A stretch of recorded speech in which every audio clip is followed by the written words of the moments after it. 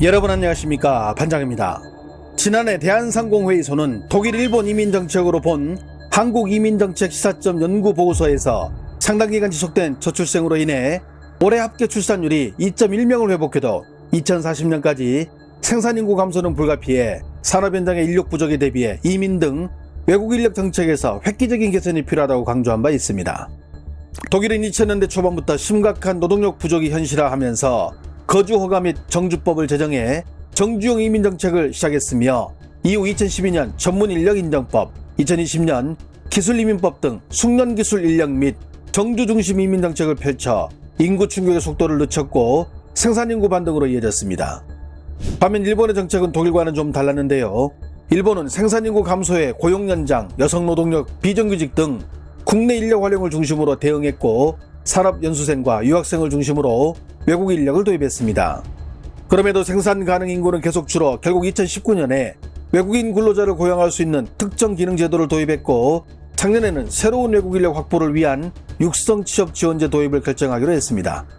인구 감소는 국가 경쟁력을 떨어뜨리는 심각한 요인으로 우리나라는 이 인구 감소 문제를 출산 정책으로 대응했고 2006년부터 18년간 380조의 혈세를 투입했지만 출산율은 0.7명대로 하락, 저출산 정책은 실패했고 이를 인정한 정부 역시 정책의 패러다임을 이민으로 바꿔야 한다는 주장에 동의하며 저출산, 고령화 및 노동력 부족 문제 해결을 위해 이민 확대 정책에 돌입한 상태입니다. 이와 같은 이민 정책 확대로 저출산 고령화 문제를 해결한다는 정부의 방침을 우리나라 국민들은 어떻게 바라보고 있을까요? 지난해 7월 이와 관련해 실시한 여론조사를 보면 우리 국민의 46%는 찬성, 44%는 반대 의견을 내 찬반 의견이 나뉘는 모습을 보였습니다. 그럼에도 만약 우리 사회가 이민 수용 대상을 결정한다고 하면 우리 국민들이 요구하는 이민자의 상에는 어떤 것들이 있을까요? 우리 국민들은 이민자의 기술 수준을 가장 우선시했으며 이어서 연령, 종교, 출신 국가 등이 그 뒤를 이었습니다. 현재 우리나라에서 활동하는 외국인 비율이 가장 높은 나라는 중국으로 대략 100만 명가량이 국내에서 생활하는 것으로 나타났습니다. 그런데 최근에는 중국 내 경기 악화와 실업률 증가로 인해 국내에서 근무하는 중국인 노동자들이 중국에 거주하고 있는 자신들의 가족들을 모두 한국으로 데려오기 위한 각종 방법들을 묻고 해결책을 얻는 영상들이 중국 플랫폼에서 큰 인기를 얻고 있는데요. 济州岛饭店杂工是17签证，也就是专业技术签证。这个签证啊，最大的好处是可以邀请配偶和孩子，也就是能够实现全家在韩国工作、生活、学习的愿望。只要是邀请人在韩国，被邀请人就可以一直陪着。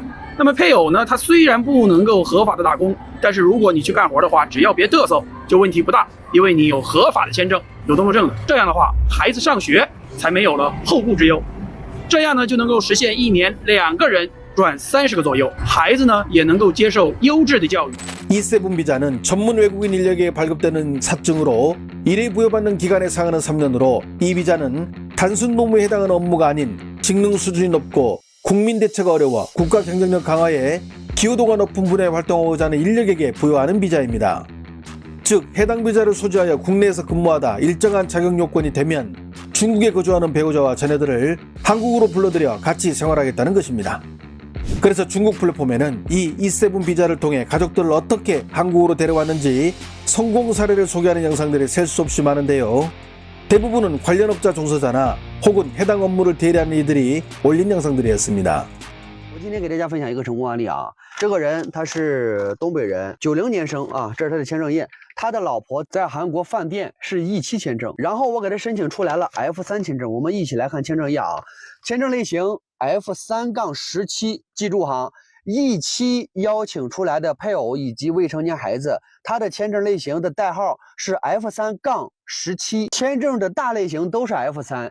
享受的这个待遇权利都是一样的啊，只不过后面的小代号它是17，这个签证厉害了，申请出来之后，他到韩国可以直接办出来韩国的外国人登录证，那个就相当于韩国的身份证，它可以随意往返于韩国，也可以走韩国的专用通道，一刷护照就可以直接通关了，根本不经过人工，所以不会产生拒关，可以一直在韩国，只要他跟他老婆婚姻关系一直存续，他老婆在韩国待多久，他就能待多久，还可以邀请孩子过去，在韩国上公立学校。所以说，如果你也有家人、老婆、老公啊，在韩国是E7签证的话，你不妨可以找一下我，跟我聊一聊。那么我是可以给你申请这个签证，去韩国跟他团聚的。 실제로 이런 영상을 보고 한국에서 E7 비자를 소지한 이들이 가족을 데려오기 위해 여러 방면으로 문의하고 있는데요. 你好，娃娃，你说吧。我是E7签证来的，我现在这月18号5个月了，我想让我老公过来，怎么来的话比较合适？邀请他呀，你邀请他的是合法签证，可以长期的逗留，还有登陆证。你邀请他，他可以无限续签。这样的话能花多少钱呀？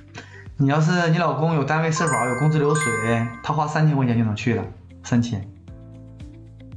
有没有单位社保？这个没有啊。没有的话就多花点也能去，多花点。你得在8个月以后申请，你老公，你还得3个月以后申请。现在申请又有风险。 합법적으로 신청해서 들어오면 누가 뭐라 하겠습니까? 문제는 이렇게 수수료를 더 내고 비정상적인 방법을 이용해 중국에 거주하는 가족들을 데려오는 데 문제가 있겠죠. 그런데 이런 방법 이외에 더 간단한 방법으로 중국에 거주하는 가족들을 모두 한국에 데려와 장기 체류할 수 있을 뿐만 아니라 그 가족들까지 한국에서 일할 방법이 생겨 현재 중국에서 이 소식이 연일 화제가 되고 있습니다. 咱们E9和E10的这个粉丝朋友们注意了啊，就是韩国最近新出了一个新的政策，就关于未来你们在韩国怎么邀请你们的家属一起到韩国，有一个新的一个政策。所以我们今天重点来说一下 E7-4R 这是一个什么签证。通俗的讲啊，就是韩国有的一些地方它人力不足了，然后它会降低一些门槛，吸引你们过去给他打工去工作。大家可以看一下这个图啊。 粉色的部分呢，都是人力不足的地区，大家可以看到，基本上韩国都是人力不足的地区。那咱们再具体唠一唠 E7-4R 比 E7-4是怎么降低了门槛？那像以前要求你在韩得4年，现在的话2年就可以了。而且之前E7-4它有一个打分制度，打分制度的分数的话呢，也是降低的。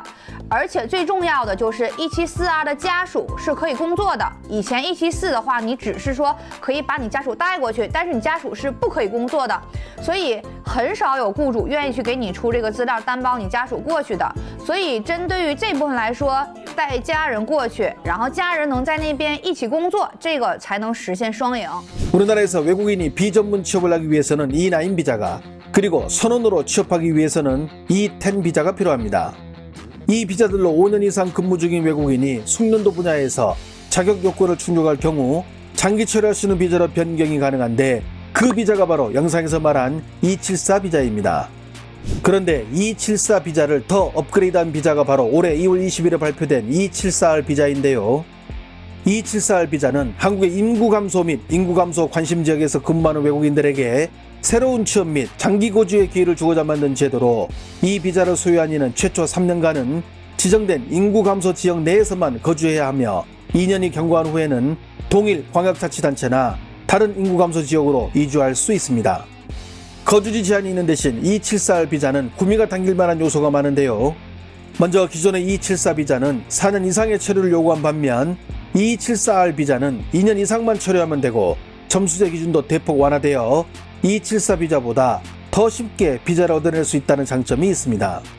무엇보다 중국인들에게 가장 많이 어필되는 부분이 바로 E7-4R 비자를 소지한 외국인이 자신의 배우자와 자식들을 한국으로 초청할 수 있을 뿐만 아니라 이들 역시 한국에서 일을 할 수 있다는 장점이 있어 많은 이들이 신청할 것으로 보입니다.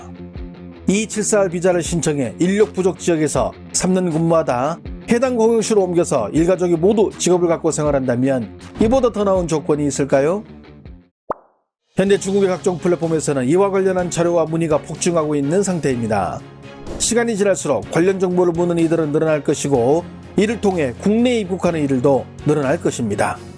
좋아요와 알림 설정은 제가 영상을 만드는 데 큰 힘이 됩니다. 시청해 주셔서 감사합니다. 행복한 하루 보내시길 바랍니다.